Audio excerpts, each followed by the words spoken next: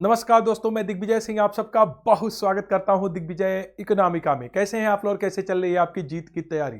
दोस्तों, मध्य प्रदेश लोक सेवा आयोग द्वारा असिस्टेंट प्रोफेसर इकोनॉमिक्स की वैकेंसी आ चुकी है।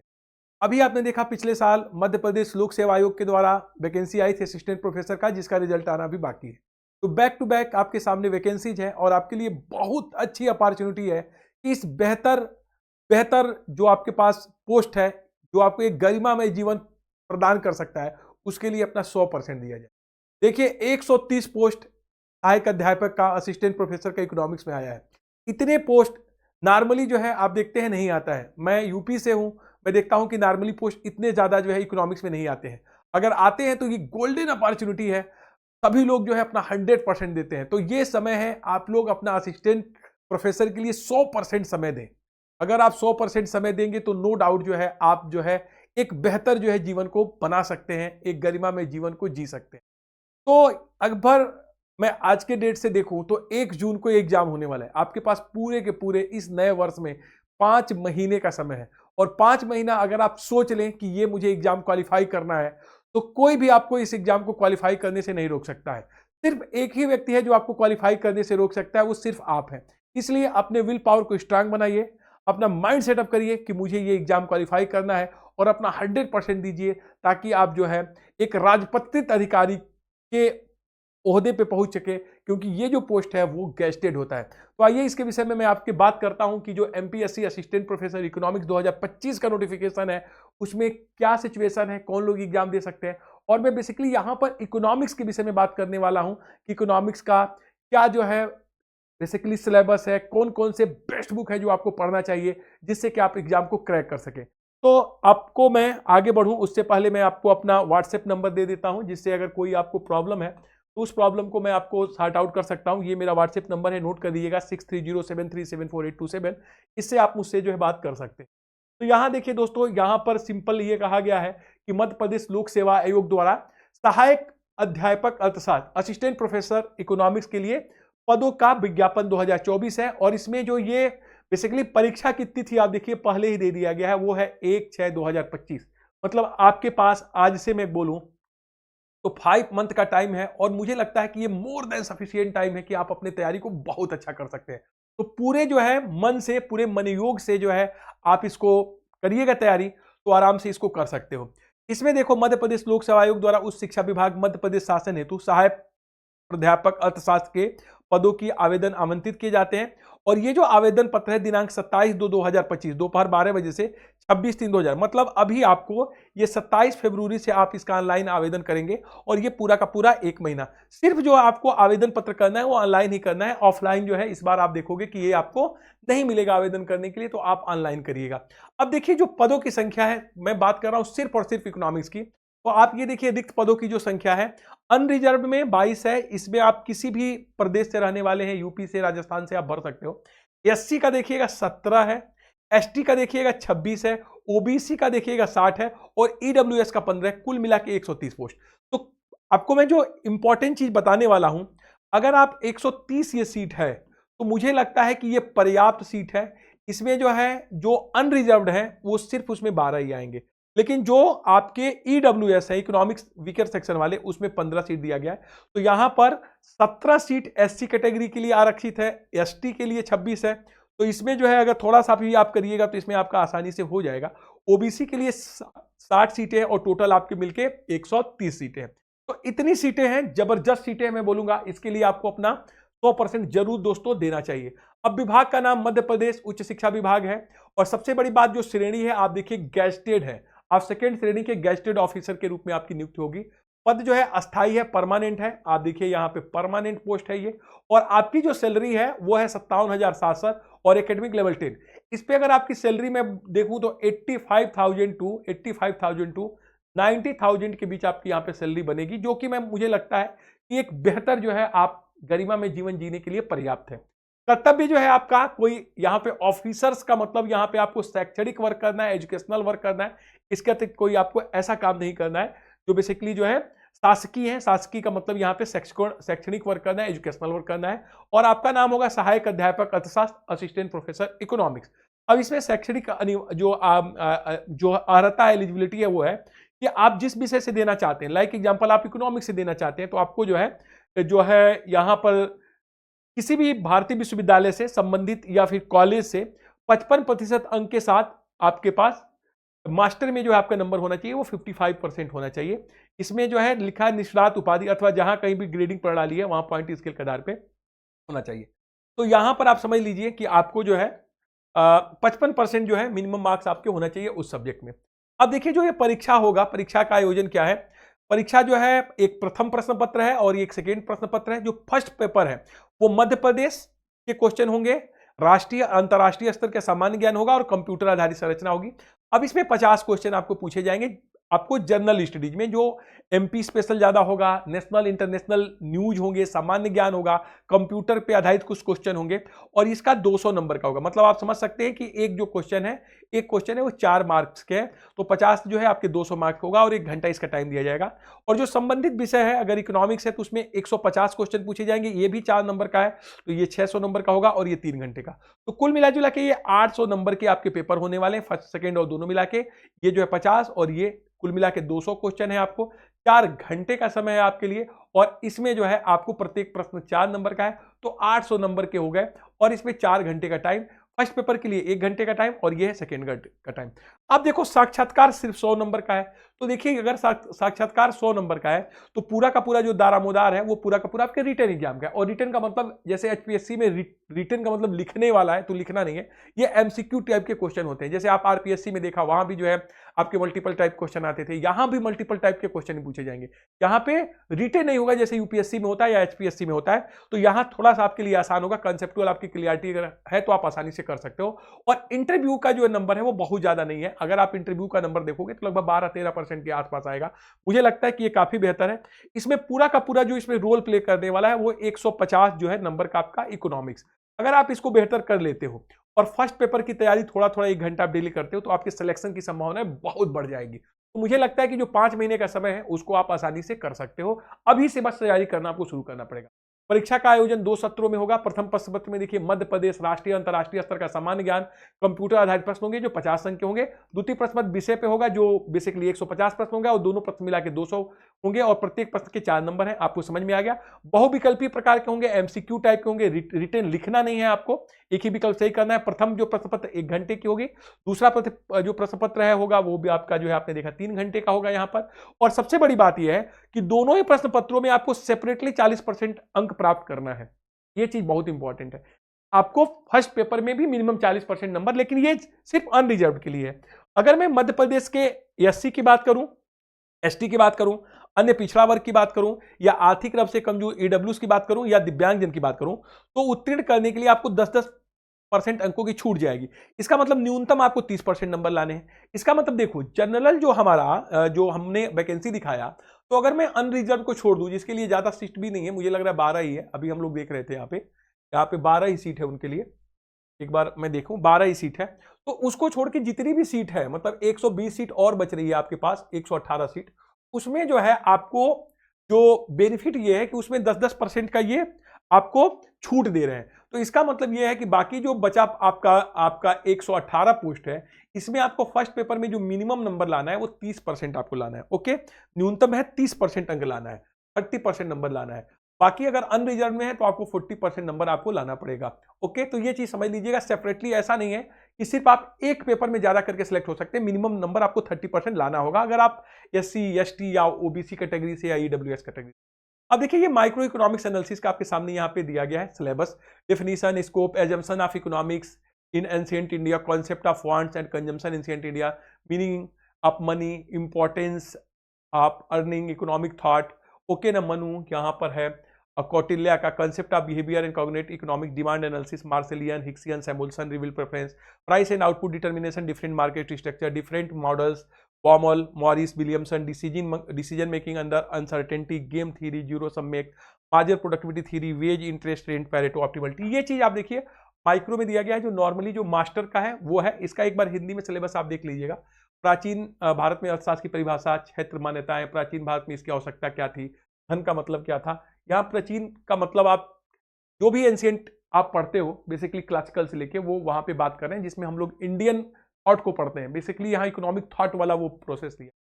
तो यहाँ पे मैं अगर आपको बोलूंगा कि सबसे बेस्ट बुक क्या है आपके असिस्टेंट प्रोफेसर के पॉइंट ऑफ व्यू से, तो आप ये वाली बुक ले सकते हो, माइक्रो इकोनॉमिक्स एच.एल. आहूजा की, जो कि आती है एस चांद पब्लिकेशन से। बाकी ये हमारा नोट्स है जिसपे हम लोग काम कर रहे हैं। और फिर हिंदी मीडियम अगर आप देखिए तो डॉक्टर एस.एल. लाल सर की बुक भी वन ऑफ द बेस्ट मानी, ये भी आपकी अच्छी बुक है।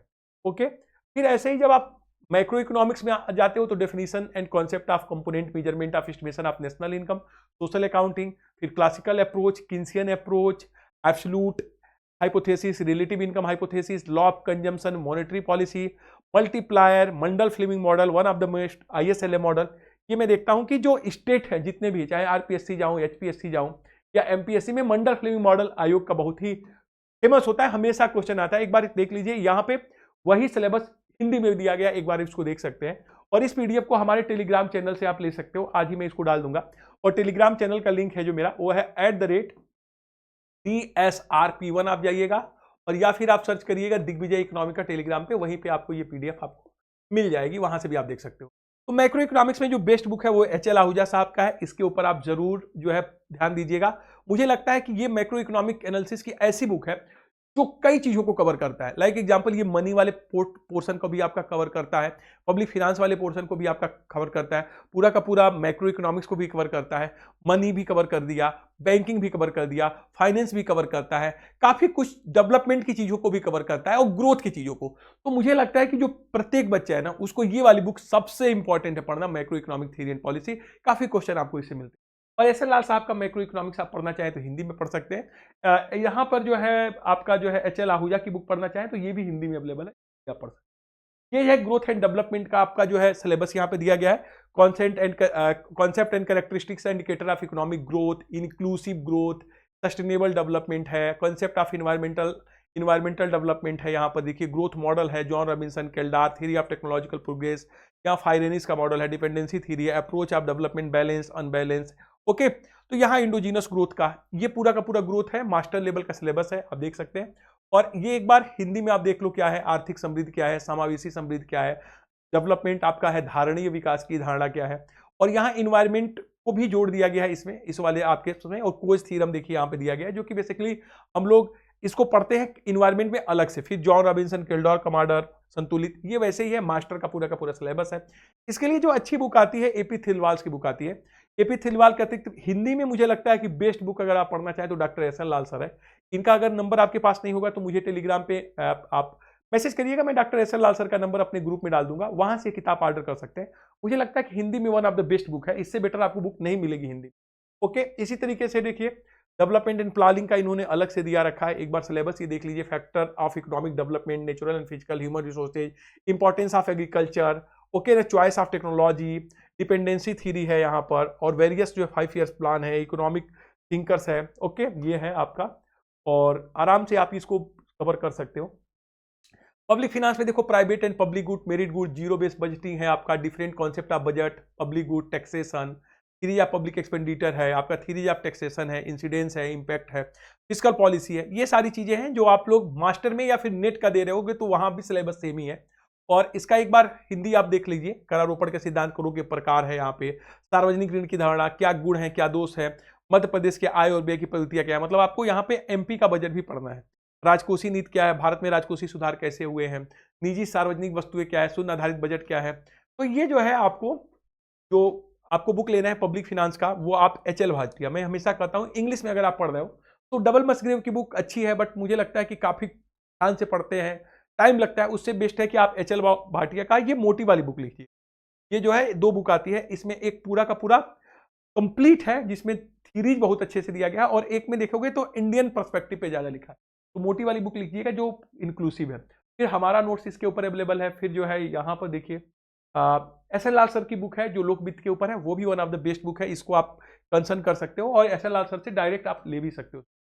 फिर देखो मनी, बैंकिंग और फाइनेंशियल इंस्टीट्यूशन पूरा है, definition, function of money, Keynesian क्या है, फ्रीडमैन क्या है, पटिनकिन क्या है, Baumol, Tobin, supply of money, change in the value of money, inflation है आपका, concept of money, banking, ancient India, okay, non banking financial company, central banking, ये चीजें भी आप लोग कर सकते हो। ये हिंदी में वही चीज है, मुद्रा का परिभाषा कार्य है, मुद्रा का आपूर्ति क्या है, उसके निर्धारक क्या है, हाई पावर्ड मनी क्या है, ये सब चीजें भी है। और इसके लिए सूरज भान गुप्ता की book one of the best है। बट मुझे लगता है कि आज के डेट में जो क्वेश्चन दोस्तों पूछे जा रहे हैं उसको आप RBI के साइट पे जाइए, आरबीआई की साइट पे जाइए, वहां पे काफी चीजें आपको ये कवर हो जाती हैं। बाकी नेट से आपको काफी मटेरियल, आपको मनी बैंकिंग जो करंट इशू चल रहा है, मॉनेटरी पॉलिसी क्या है, मनी सप्लाई के ऊपर भी आप आरबीआई पे जाइएगा तो फ्रिक्वेंटली आज क्वेश्चन में आप पढ़ोगे तो बहुत अच्छा मटेरियल आपको मिलता है, तो वहां से भी आप चीजों को कवर कर सकते हो। ओके, डॉक्टर एस एन लाल सर की बुक है अवेलेबल मनी बैंकिंग लोकबिट पे, उससे भी आप काम चला सकते हो। फिर इंटरनेशनल इकोनॉमिक्स क्या है, वही चीजें हैं, theories of international trade, empirical और verification, revealed preference, verification of reference, फिर जो है determination of terms of trade, tariff, quota, dumping, balance of payment, definition, types, importance, फिर theories of foreign exchange reserve, okay, arbitrage, hedging, balance of payment, ये सारी चीजें वही है जो कि आप लोग एमए में मास्टर में इंटरनेशनल इकोनॉमिक्स को पढ़े हो, या तो मास्टर में आप पढ़े हो या फिर आप नेट जेआरएफ की प्रिपरेशन में आप पढ़े हो, वही सिलेबस है यहाँ पे। इसके लिए मैं बोलता हूँ कि जो आपके लिए बुक होगी वो बेस्ट बुक है डोमिनिक सेल्वाटोर, डोमिनिक सेल्वाटोर अच्छी बुक है। या फिर आप एच जी मनूर की बुक भी पढ़ सकते हैं, एच जी मनूर की बुक भी पढ़, एच जी मनूर की बुक, ये पीली कलर की बुक है, काफी फेमस बुक है, आसान लिखा गया है, उसको कर सकते हो। कई बार लोग जो है इसमें जो है हिंगन साहब की बुक पढ़ सकते हैं आप लोग। एस एन लाल सर का मुझे लगता है कि हिंदी में अच्छी किताब है, इसको आप लोग ऑर्डर कर सकते हो सर से डायरेक्ट, बैलेंस ऑफ पेमेंट के ऊपर या फिर पूरा जो है इंटरनेशनल के ऊपर हमारा नोट्स भी अवेलेबल है, यहाँ से भी आपका काम चल जाए। फिर देखो इंडियन इकोनॉमी का पूरा दिया गया है कि क्या साइलेंट फीचर्स क्या है, और ये क्या है, इंडस्ट्रियल ग्रोथ क्या है, इंफ्रास्ट्रक्चर क्या है, पॉवर्टी अनएम्प्लॉयमेंट, रिसेंट डेवलपमेंट क्या है, इसका पूरा आप हिंदी में देख लीजिए। भारतीय अर्थव्यवस्था की क्या विशेषताएं हैं, क्षेत्रीय संरचना क्या है, कृषि की क्या विशेषताएं हैं, ओके, और यहाँ पे औद्योगिक समृद्ध, औद्योगिक विकास क्या है, इसमें आप देख सकते हो ये पूरा का पूरा है। और इसके लिए जो मुझे लगता है कि सबसे आपको एक बुक पढ़नी ही पढ़नी चाहिए, डॉक्टर एस एन लाल सर की बुक पढ़नी चाहिए, आपका मीडियम कोई भी हो, मुझे लगता है कि ये भी one of the book best book है। जैसे मैंने आपको कहा कि मैक्रो इकोनॉमिक्स में एच.एल. आहूजा साहब की बुक पढ़िए, वैसे ही मैं बोलता हूं कि इंडियन इकोनॉमी में जहां तक आप पढ़िए वो एस एन लाल सर की ये वाला बुक पढ़िए, भारतीय अर्थव्यवस्था सर्वेक्षण और विश्लेषण। तो ये जो भारतीय अर्थव्यवस्था सर्वेक्षण और विश्लेषण है, ये सिर्फ जो है इंडियन इकोनॉमी को ही कवर नहीं करता है, इंडियन इकोनॉमी के अतिरिक्त ये आपके बहुत से ऐसे फैक्चुअल चीजों को कवर करता है जो आपके एग्जाम में पूछे जाते हैं। जैसे देखिए हर एग्जाम है जिसमें गवर्नमेंट के प्लानिंग के बारे में पूछी जाती है, योजनाओं के बारे में पूछी जाती है, कौन सा गवर्नमेंट प्लान किसके लिए कर रही थी, या कई बार जो है आपको ऐसे ऐसे छोटे छोटे टर्म्स पूछे जाते हैं, पब्लिक फिनांस में पूछे जाते हैं, मनी में पूछे जाते हैं आपसे, नेशनल इनकम में। तो ये सिर्फ इंडियन इकोनॉमी को ही कवर नहीं करता है, इंडियन इकोनॉमी का अतिरिक्त बहुत से ऐसे कॉम्पिटेटिव क्वेश्चंस को ये कवर करता है जो आपको कहीं नहीं मिलते, जैसे कमेटीज के बारे में क्वेश्चन। तो ये किताब मैं मानता हूं कि वन ऑफ द बेस्ट है, एग्जाम के पॉइंट ऑफ व्यू से बहुत अच्छा लिखा गया है। रमेश सिंह की बुक भी आप पढ़ सकते हैं आप चाहें तो, बट ये किताब मेरे अकॉर्डिंग बहुत इफेक्टिव है कॉम्पिटेटिव एग्जाम के लिए, तो आपको जरूर पढ़ना है। बट ये हिंदी में ही आती है, इंग्लिश में नहीं आती है, और इसकी हिंदी ठीक ठाक है, ऐसा नहीं है कि आप आसानी से उसको कवर कर पाओगे, अगर आपकी हिंदी ठीक है तो आप कर पाओगे। बाकी जो है ये किताब जो है बेस्ट है, one of the best book है। ऐसे ही देखिए स्टैटिस्टिक्स मेथड है आपका, measure of central tendency, dispersion, skewness, kurtosis, concept and meaning of sampling, census method है, टाइप्स ऑफ सैम्पलिंग है, binomial Poisson, normal distribution, random variable है, different type के test हैं आपके, फिर क्लासिकल लीनियर रिग्रेशन मॉडल यहाँ पे आ गया, मल्टीपल रिग्रेशन मॉडल हो गया, फिर application of differential integration calculus. तो यहाँ पर देखिए स्टैटिस्टिक्स के साथ साथ थोड़ा सा यहाँ पर आप देखिएगा अनोवा टेस्ट जैसे दिया गया है, काई स्क्वायर टेस्ट दिया गया है, तो इकोनोमेट्रिक्स भी है, और बाकी में आके ये मैथमेटिकल इकोनॉमिक्स भी है। तो ये चीजें आपके में दी गई है। तो सांख्यिकी में सांख्यिकी नहीं है बल्कि इकोनोमेट्रिक्स है, और इकोनोमेट्रिक्स का अतिरिक्त यहाँ पर आपका input output analysis, linear programming, integration, ये सारी चीजें जो है आपको दी गई है। तो इसके लिए बुक जो है क्या है, बेसिक इकोनोमेट्रिक्स आप पढ़ना चाहें दामोदर गुजराती की बेस्ट है, हमारा बुक है। और ये किताब जो है कोई ऐसी नहीं है, कोई ऐसी बुक नहीं है जो कि बेसिकली हिंदी में लिखी गई है और इकोनोमेट्रिक्स के लिए है, वैसा नहीं है। बट आप स्टैटिस्टिक्स पढ़ सकते हो, हिंदी की बुक अच्छी अवेलेबल है, आप एनसीईआरटी पढ़ लीजिए, बहुत अच्छी है। फिर आप linear programming, input output analysis को आप नेट पे सर्च कर सकते हो, वहां से भी आपको मिल जाएगी।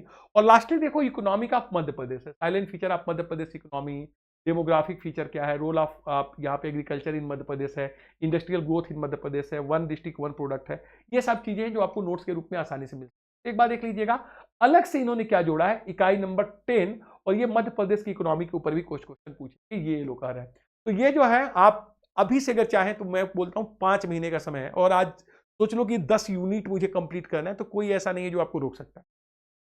देखो कुछ पोर्शन जो 10 यूनिट दिए हैं, इसके कुछ पोर्शन में आपको टाइम लगेगा। लाइक एग्जांपल, आपको माइक्रो अच्छे से पढ़ना पड़ेगा, मैक्रो अच्छे से पढ़ना पड़ेगा, इंटरनेशनल ट्रेड डेवलपमेंट आपको अच्छे से पढ़ना पड़ेगा, और इसके बाद जो चीजें हैं वो आप जल्दी से कवर कर सकते हो। मतलब आपको statistics, micro, macro, development, international, 5 ऐसे पार्ट हैं जिसको आपको टाइम देना पड़ेगा, और 5 आप आसानी से कम समय में तैयार कर सकते हो। तो 5 महीने का जो टाइम है ना, मेरे अकॉर्डिंग मोर देन सफिशिएंट है।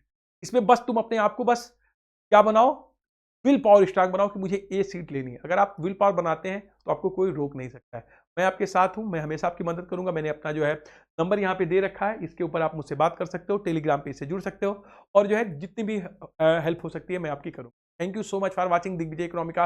God bless you dear friend. आओ कुछ अच्छा करें, आओ कुछ बड़ा करें। Thank you.